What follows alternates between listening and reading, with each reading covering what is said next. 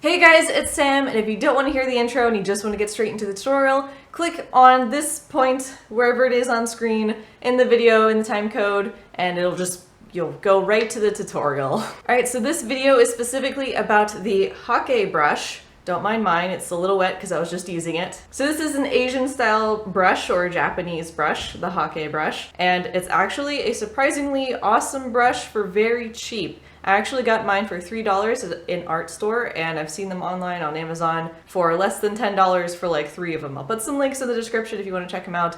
Not sponsored. Buy a brush. Just thought I'd, put some information out there. So I've seen a lot of artists use these brushes for full-on paintings, like start to finish, just using a Hake brush, which is cool, but I wanted to make my video in specific more towards like my level beginner people who know nothing about watercolors, and just show you guys how to do a really simple gradient with these brushes, because by far I have never gotten a smoother gradient with any of my other brushes until I use this brush. I'll be using the Canson Watercolor XL paper, so it works indeed on garbage paper. I've tested it out with both koi, so pan/cakes, whatever you call them, watercolors, as well as my Grumbacher tubed watercolor paints, essentially. I had a much easier time using tubes than I did using pans, but that's just my life in a nutshell, really. Alright, you can find out more about this brush on a billion other YouTube videos. We're just going to talk about gradients, so let's go ahead and get into it. Alright, so just for supplies, again, I'll be using the Canson XL watercolor paper. I will be using my Grumbacher, however you pronounce that, paint. I'll be using a towel just to kind of dry my brush whenever I need it, my cup of water, and my Hake brush, and that's pretty much all you need. Here was just a first attempt with this brush, and it's already super smooth, really cool. Here's me trying it with pan/cakes. Really great smooth, much smoother than I've ever been able to produce with my filbert. So let's get a new sheet going and get started. So the first thing I want to do is I really want to soak the brush in the water, and these brushes hold a lot of water. I left this out drying overnight and it was still soaking wet when I came to check on it in the morning. So these things are beasts with water, so just a heads up. So I'm painting with water first, just kind of soaking the front of the page. And I, in particular, just like a lot of water. I really want to get this smooth. I really want to get this paper soaked. So Canson paper, it's cheaper. It's going to buckle pretty quickly, pretty soon. More expensive paper, more fancy paper like Arches still buckles, but it buckles significantly less. And also, if you don't want to tape it down, this is a really good technique for that, and to obviously avoid buckling. So just to show you kind of how wet my paper is, it's pretty soaking wet. Arches paper is better at absorbing the water than the Canson paper. Canson paper, the water just kind of sits on top. So here's the trick to help avoid buckling. And as you can see, just me kind of picking up the paper, it's already just like, oh, it's time to go. So here's the magic trick. You want to flip the paper over. Once I have room on my table, you flip the paper over, and hear me out, get some water on your brush, and then paint. You don't even need that much water. Paint water on the back of the paper. Now, if you're using artist boards to kind of stick your paper on, so instead of using clips, you can do this method, and this water will act like a glue, and you can just kind of stick the paper on there. But just a heads up, like when you're painting with this kind of wet paper, with wet on the back and everything, you're probably going to get some running through, so some paint going through and around the other side of the paper. So just check for that, occasionally wipe that down if you need to. That's it for the buckling trick of keeping the paper flat. It actually works really well. You can see this paper is just completely flat. 100% flat. And this is, again, Canson XL watercolor, really cheap paper. If you've been on my Twitch streams, you know how much I don't like Canson paper.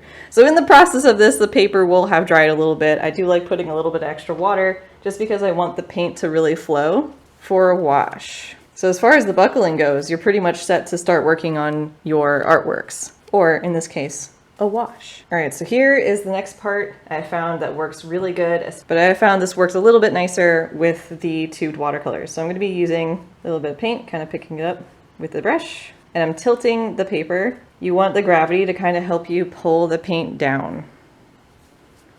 So I'm going to go back and forth a lot at the top. A little bit more water just to kind of pick up this paint better. There we go. Probably put down a little bit too much water, but that's okay. You live and you learn. So as you go down, I put way too much water. Please hold. Guys, I'm a professional, I swear. So as you go down the paper with your brush, you want to use less pressure. Just like swiping a lot at the top just to kind of, wow, I really screwed this up. This is a great YouTube video, guys. It's okay. We're not recording this again. So I like to go back and forth across the top a lot just to kind of get that layer down. And then as you go down, you gradually lift up the pressure. And then I also like to dip it into the water, kind of press the brush down at the bottom and get rid of some of the paint. And then go over this bottom part again.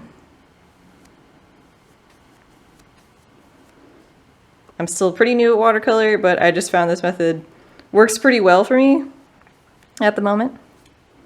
So since the water's kind of dripping all at the bottom, I just kind of like to dab it a little bit just to get rid of that extra water that sort of went down. But the gravity will kind of help pull the paint down and help make the gradient smoother. So you can leave it kind of tilted like this. So there's just one layer.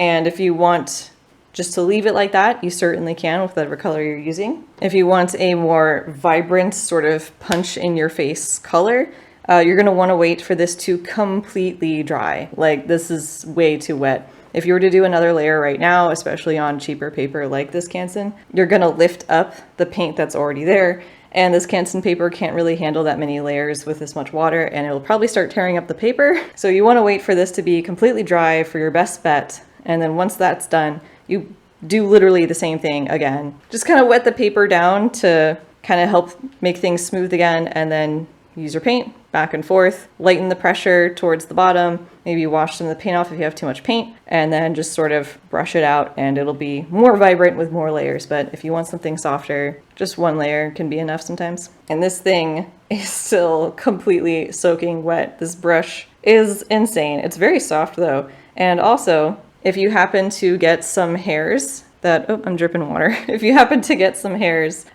from this brush into your paint, and you're worried about losing hairs, don't worry, that's normal behavior for this brush. This brush naturally loses its hairs. So you can either wait till it dries completely, or you can kind of be brave and try and pick them out and then run over it again because your fingerprints are going to be in the painting. I usually like to wait until it's dry and then I'll just flick them off and it's fine. But don't worry if this sheds a little bit when you first buy it, that's normal. All right, so there you have it, a very simple, very easy tutorial on just gradients with a Hake brush on crappy paper, but you can do it on better paper too if you want to, so it doesn't have to be this paper. Yeah, hopefully you guys liked it. So if you want to see some more watercolor stuff from me, I occasionally post tips and tricks on my Patreon page when I'm learning watercolor. You guys can just kind of follow along with me, or you can follow my Twitch, where I occasionally stream watercolor. I don't know, it's a surprise every time. It's just like a Kinder Surprise egg, except it's legal in the US and everywhere else, hopefully. I don't know. Anyway, I'm gonna end the video now. If you have any other Hake tips or any videos that you guys like with a Hake brush, definitely let me know, because I really want to explore a lot more with this brush. And if you use this brush, feel free to let me know your thoughts on it too in the comments down below. So thanks so much for watching. Bye!